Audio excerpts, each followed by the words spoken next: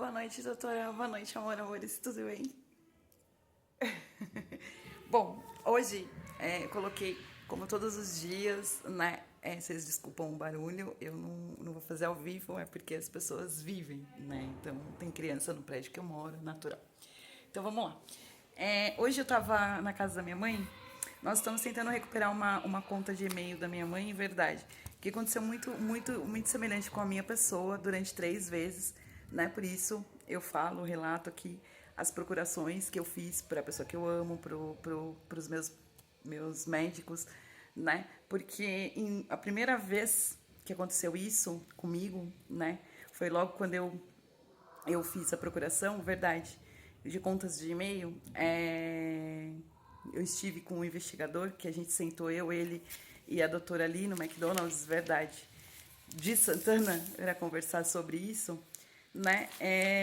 Eu vou chegar ao certo a tudo, né? Foi um pouco antes de eu ir para Salvador, né? E a bagunça toda já estava, né? Já estava daquela forma e eu sem conseguindo acesso aos meus e-mails. E quando eu consegui visualizar muitos aparelhos, né, conectados ao meu e-mail. E como todo mundo sabe, eu não sei se vocês sabem, se vocês não sabem, vocês vão saber agora, eu tenho um irmão que trabalha com TI, é verdade.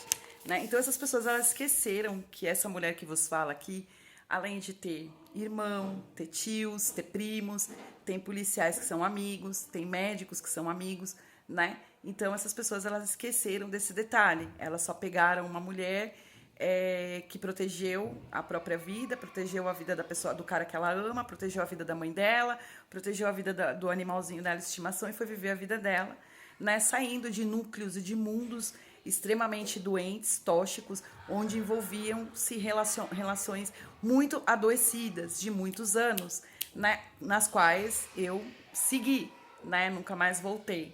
Então, assim, tá acontecendo a mesma coisa com a minha mãe agora, só que na época, né, meu irmão conseguiu visualizar alguns dispositivos que estavam no meu computador, no meu e-mail, e a gente conseguiu excluir. Até tinha um e-mail bem antigo, da época que eu era casada, isso eu relato tudo no livro, porque são partes, infelizmente, meio que criminais na minha história.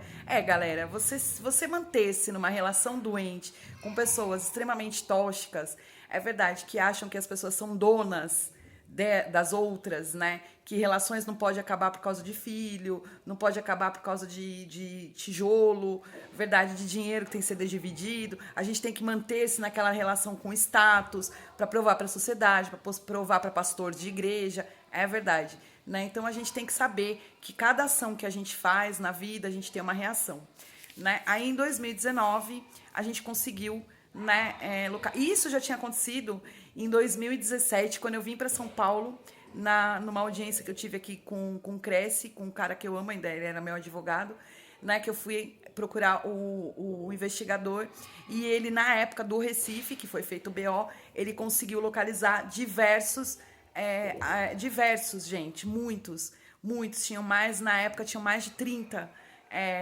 entre celulares, entre dispositivos, verdade, com acesso ao meu e-mail, né?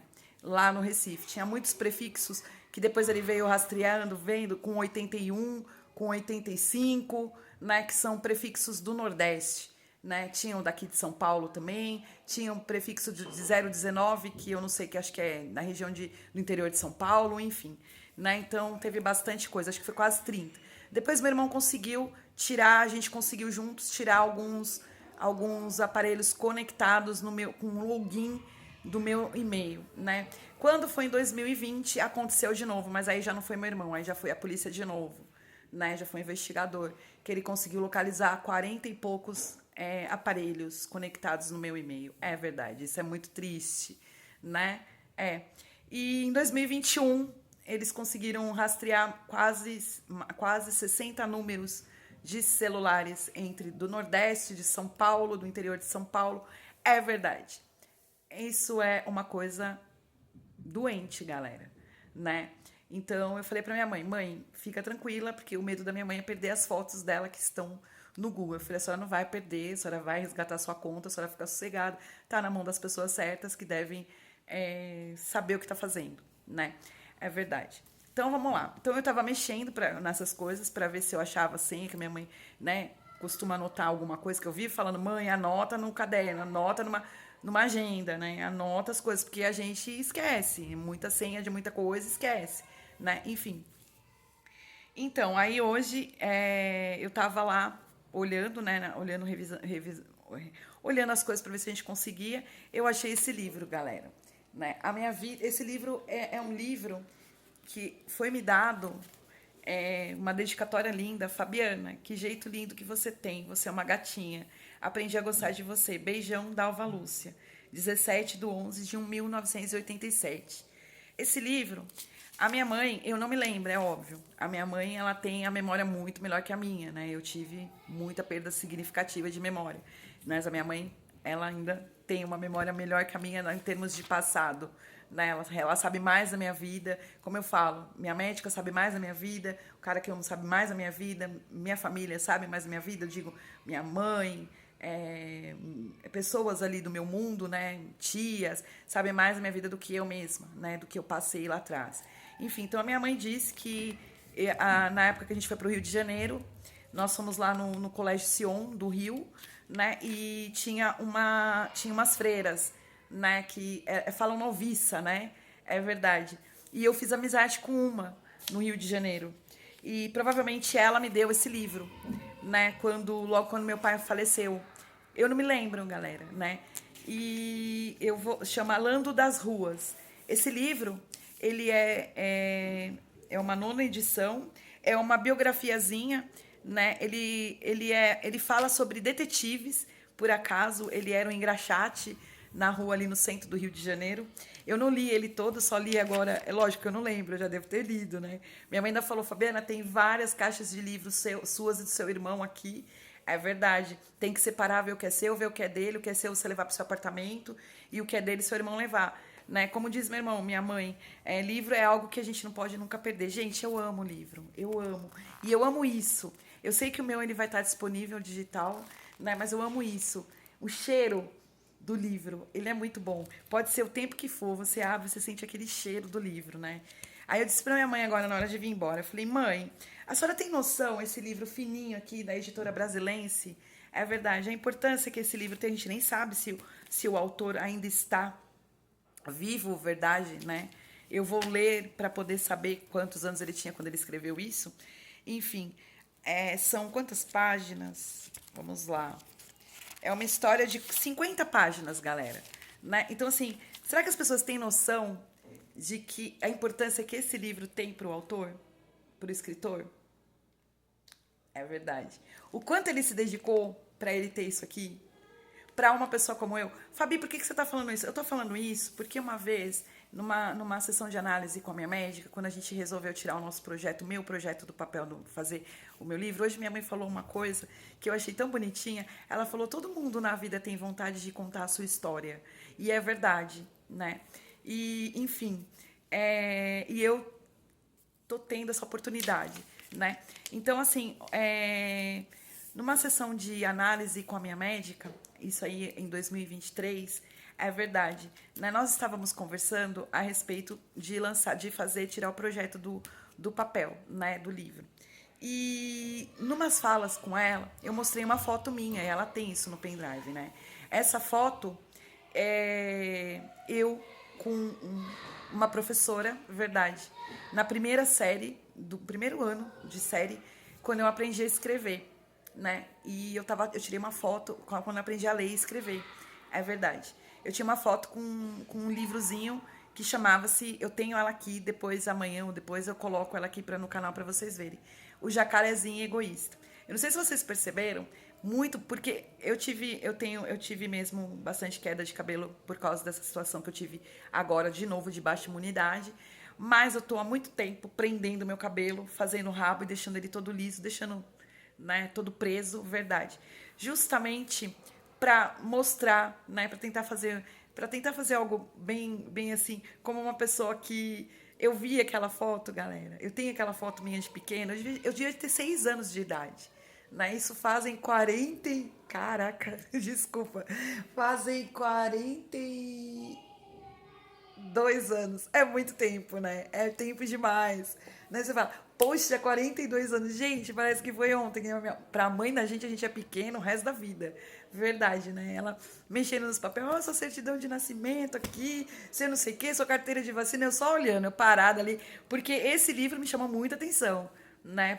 Com a dedicatória, enfim, né? É muito importante, é algo muito legal, muito interessante na vida da gente. Só quem realmente é escritor, é autor, sabe o que eu tô falando, a importância que a gente tem das pessoas saberem que a gente escreveu algo, né? E o nosso canal, o meu canal pessoal, por enquanto, é basicamente para isso, né? Também para me conhecer e para saber realmente, para dar veracidade à história de tudo, porque o livro ele tem 3 partes, né? O meu livro ele é bem pesado, ele fala muito da violência doméstica, da violência nos ambientes de trabalho, da luta para voltar ao mercado de trabalho, das doenças, das patologias que eu tive, né, das superações, de voltar a estudar numa etapa muito, muito difícil, da onde eu estava desacreditada da minha pessoa mesmo. E os meus médicos sempre ali, a minha médica, eu falo, essa mulher é uma guerreira, ela é uma guerreira de verdade, porque essa mulher ela nunca deixou de acreditar na minha pessoa, de acreditar na minha capacidade, desde o primeiro dia que ela me viu num pronto-socorro tentando suicídio. Então, isso é algo que é tão vitorioso para mim quanto para ela. Né? E hoje eu percebi a importância que meu livro tem para minha mãe também. Né? Isso é muito bacana.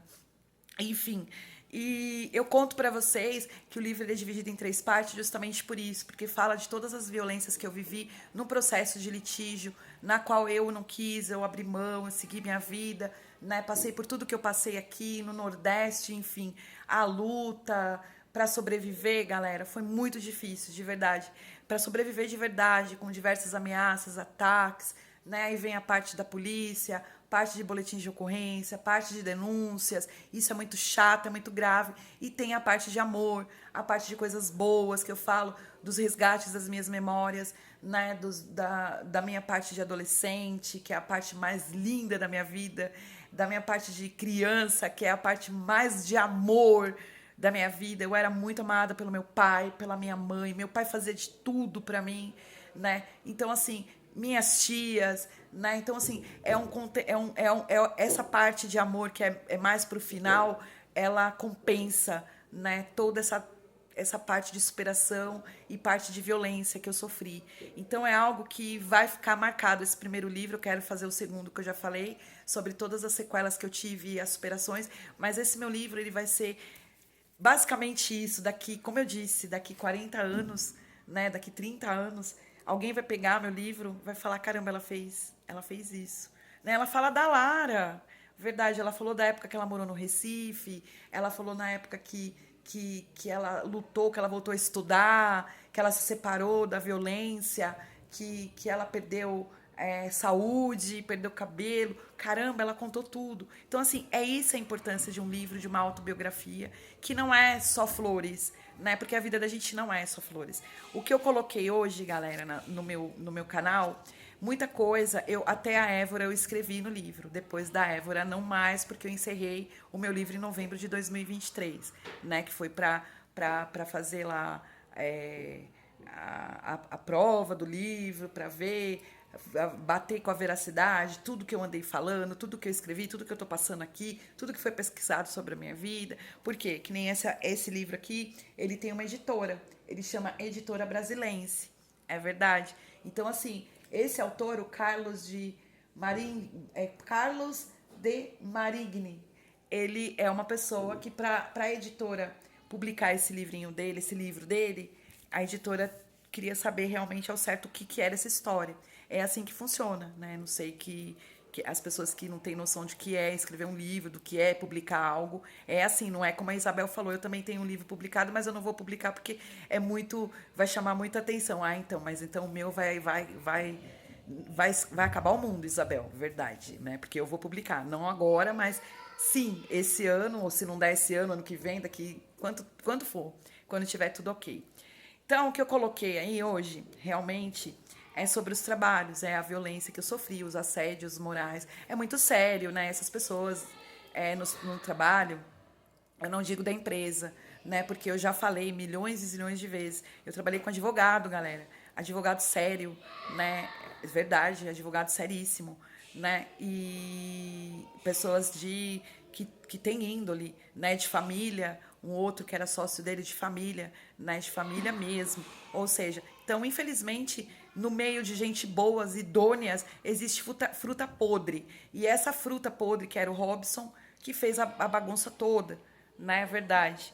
Enfim, mas ele tem filhas, né? Ele tem mulher, deve ter irmãs, deve ter sobrinhas, né? Então, isso um dia a vida cobra, né? A vida cobra e cobra caro, né? Para esse tipo de bagunça na vida de uma mulher séria, com essa estrada tenebrosa de superação e de violência, né?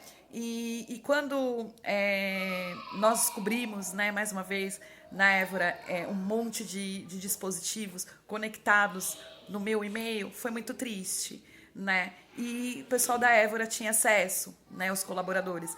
Então, a partir disso é que se faz espelhamentos de WhatsApp, que se vê conversas de WhatsApps. Por quê? Porque todas as conversas é através do e-mail que você recupera e você tem acesso. É triste.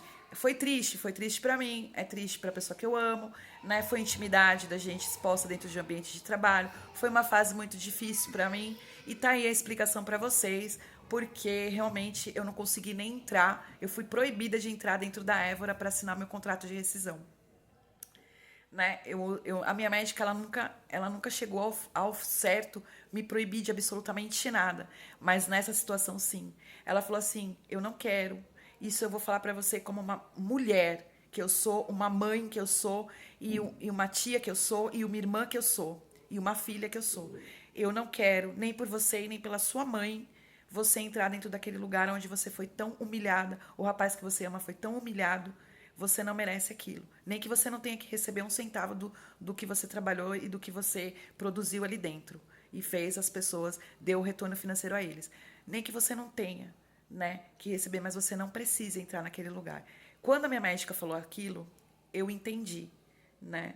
Eu entendi verdadeiramente por quê, né? Porque aquilo foi um desabafo da pessoa dela, de tanta humilhação e falta de respeito com o meu profissionalismo, com o profissionalismo dela, com o profissionalismo da pessoa que eu amo, do cara que eu amo, com a responsabilidade de mulher, de eu ser uma mulher, independentemente de qual relacionamento que eu tinha ou que eu tenha, isso não depende da empresa, isso não tem nada a ver com a empresa, isso era um problema meu e dele, uma particularidade minha e dele, é verdade, né? Então, assim, quando a minha médica, ela soube, né, ela viu verdadeiramente a exposição de tais como lingeries, partes de intimidades, como eu fiz, falei agora aí no canal como depilação, eram conversas íntimas que eu tinha com a pessoa que eu amo, com o cara que eu amo. Então era uma intimidade de um casal.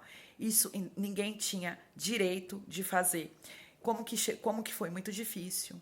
Muito difícil para mim a pessoa chegar no dia seguinte, entrar naquela empresa onde existiam vários homens, sentar na minha mesa e trabalhar. Porque eu sabia o que ele sabia, eu sabia, a minha médica sabia, todo mundo sabia, o investigador sabia que eles tiveram acesso a isso, na qual eu estava tendo uma intimidade com um homem que eu amo.